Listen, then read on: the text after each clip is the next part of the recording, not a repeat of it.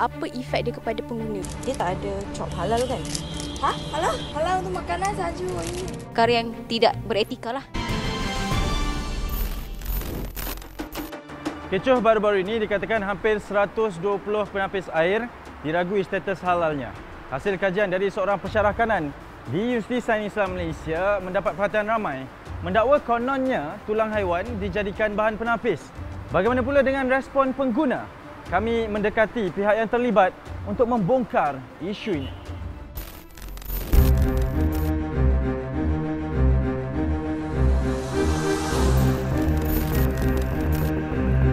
Laporan yang dikeluarkan hasil kajian Universiti Sains Islam Malaysia USIM telah mengejutkan ramai pihak apabila mendakwa 120 jenis penapis air yang berada di pasaran diragui status halalnya berikutan penggunaan tulang haiwan yang tidak diketahui.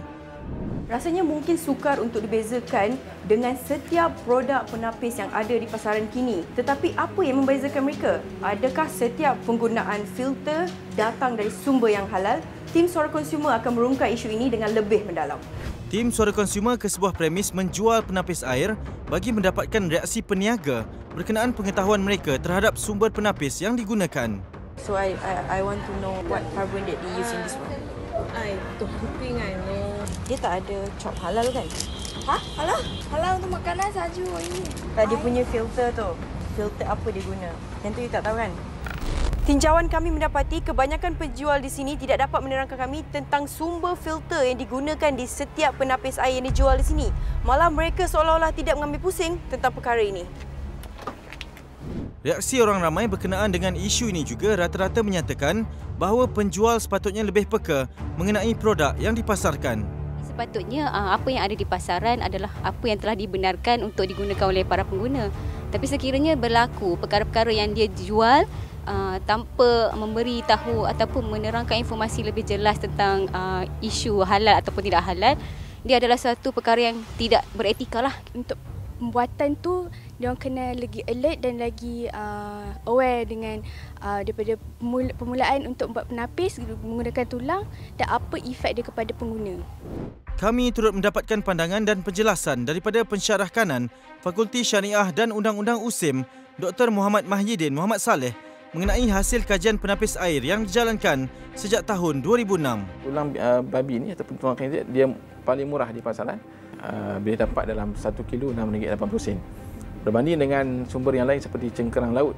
Cengkerang laut 1 kilo sekitar RM68 hingga RM72. Pengguna tidak sedar bahawa dia gunakan kerana dia tersembunyi dalam cartridge ataupun filter air. Secara luarannya, ternyata sangat sukar untuk membezakan sama ada sesuatu penapis air itu menggunakan tulang haiwan ataupun tidak. Bahan yang digunakan untuk jadikan karbon ataupun bioseramik ni, dia sebenarnya bukan dalam bentuk tulang yang asal, tetapi telah pun diproses dan telah pun dibakar dan dilumatkan. Warnanya warna hitam, tidak berbau. Berdasarkan kajian, kebanyakan bahan penapis air di Malaysia telah diimport dari negara China dan Taiwan. Secara tidak langsung terdapat kebarangkalian tinggi bahan yang diambil adalah daripada sumber haram atau syubhah. Tulang babi memang disepakati haram lah. Tulang lembu yang tidak disembelih juga termasuk dalam kategori najis.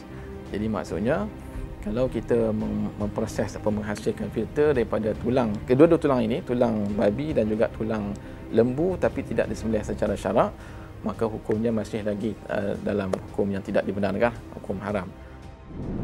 Kami turut berjumpa dengan seorang pengurus cawangan sebuah syarikat jualan penapis air yang menggunakan tumbuh-tumbuhan dan hasil laut sebagai gantian sumber penapis.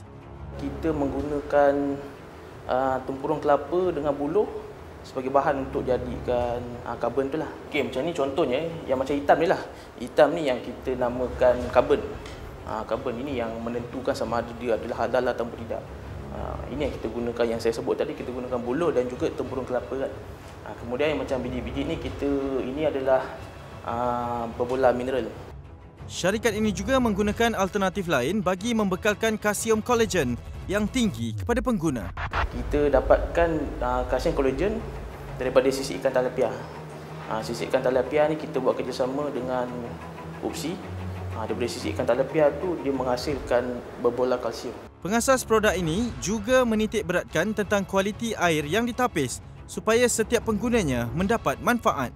Beza kenapa daripada guna tulang haiwan dengan gunakan buluh ni. Satu, halal ni kita tak perlu ragu lagi. Kemudian kita punya filter ni daripada bahan yang kita gunakan tu, kita jadikan dia nano filter. Jadi nano filter ni air yang ditapis tu lebih halus dan juga lebih bersih. Kemudian bahan ni karbon dia lebih kualiti daripada menggunakan tulang haiwan.